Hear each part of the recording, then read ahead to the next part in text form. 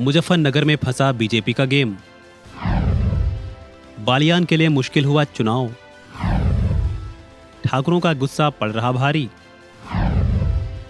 खापों में टकराव से बटेंगे वोट।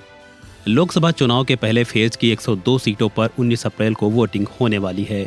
21 राज्यों की 102 सीटों के लिए आज 17 अप्रैल को आखिरी दिन है।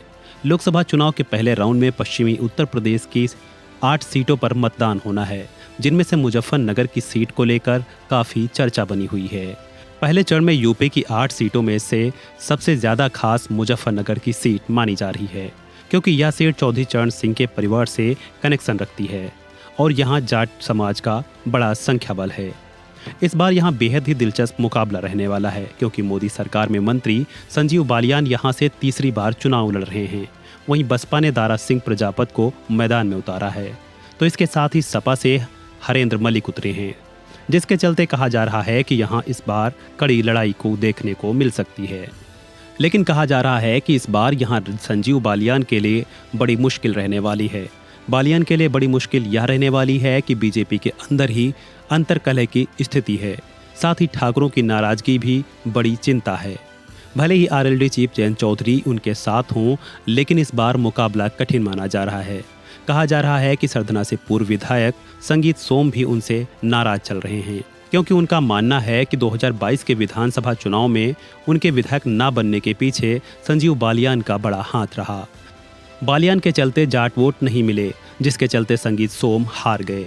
अब संगीत सोम समर्थकों का कहना है कि वे बालियान को वोट क्यों दें।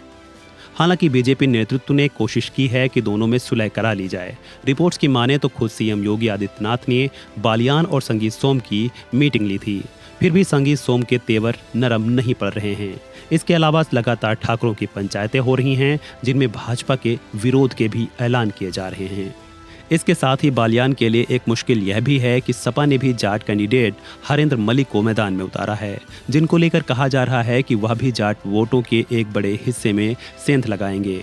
दरअसल यहाँ जाटों की 2 बड़ी खाप हैं। एक है बालियान खाप, जिससे संजीव बालियान ताल्लुक रखते हैं, तो वहीं हरेंद्र मलिक गठवाला खाप का समर्थन पा रहे हैं। ऐसे में जाटों के वोटों के बंटवारे में स्थिति फंसती दिख रही है। फिर सरधना विधानसभा समेत पूरी लोकसभा में ही प्रभावी ठाकुर लगातार बॉयकॉट की बात कर रहे हैं। यह संकट संजीव बालियान की चिंताएं बढ़ा रहा है। 1990 के बाद से मुजफ्फरनगर की सीट पर बीजेपी ने 5 बार जीत दर्ज की है, तो वहीं कांग्रेस, सपा और बसपा भी यहां एक बार विजय हासिल कर चुकी है। बहरहाल देखना होगा इस बार क्या कुछ सामने आता है। फिलहाल इस वीडियो में इतना ही। खबरों से जुड़े अन्य अपडेट्स के लिए बने रहें वन इंडिया हिंदी के साथ।